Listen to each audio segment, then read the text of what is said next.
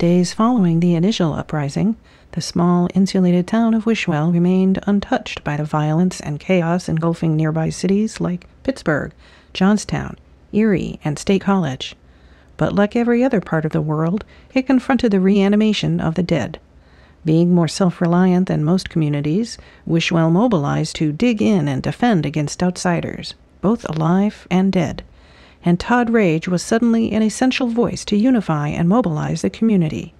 In this, his last recorded broadcast, we hear Todd Rage lashing out at yet another enemy of his rural paradise. W-R-A-G Rage Radio. Lasting for life with your host, Todd Rage. Evening, survivors. Newly sworn Governor Russo Z. Romero just extended martial law across the Commonwealth indefinitely, so I'm legally obligated to tell you the following. If the relocation of our fearless leaders in Harrisburg wasn't enough, FEMA, the National Guard, and get this, United Nations troops are crossing the state, forcibly relocating civilians to what they're calling consolidation and relocation centers. My friends, I am not leaving my cabin, my home, because some frog in a blue helmet says Allons-y. Well, anyway, one of these centers is the HG World store on the old Vance farm. We're told civilians will be evac'd from the rooftop at noon this Saturday, to where no one's saying. I don't know what to tell you, folks. Last night, Jeb Tanner and I were downtown gathering supplies. Ethel Mason was driving her husband Julius to the relocation center when he had a heart attack. She pulled off the road to ask for help, and within a minute, Julius, a guy who couldn't lift a golf club without pulling his back, was gone, and something else was digging his hands into Ethel's entrails like he was rooting through her handbag. A minute after that, Ethel was gone, and two hungry, spry eaters were chasing everybody on Main Street. Now, you all know that Jeb's known the Masons since forever, and it was tough, but Jeb put him down to close range with his boomstick.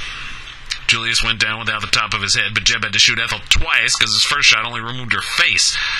God, did I really just say that? Didn't bust the brain up enough, I guess. Savage times.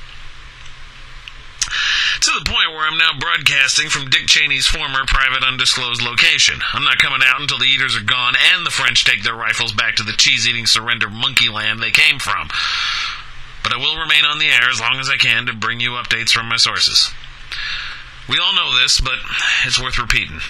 The CDC says it's a virus. The WHO calls it an alien infection. There's a buzz on what's left of the internet about it being a parasite brought to this world when they turned on the damn positron collider in France. That's damn French again. They ain't too bright. The zombie people, I mean, not the French, but they can crowd you, corner you, or sneak up on you in the night. When they do, their instinct is to keep you alive as long as possible so they can eat more of you, because once the virus takes hold of you, you ain't no good to them anymore. Watch out for the sick, for the elderly, and for the wounded. Weaker they get, stronger the virus becomes. It may not wait for the heart to stop. Ask your neighbors if you don't know already. That mailman, Bob from the office down the hall, your dear old dad, your wife and kids. When the virus takes hold, they ain't them no more. Just like when you go, you won't be you. Take my advice. Keep the radio close and low, but don't listen wearing headphones. You may not hear the creeping chimes of doom. As the sun sets on our smoking, ruined valley once more, here's a bad moon rising on WRAG Radio, 58 AM.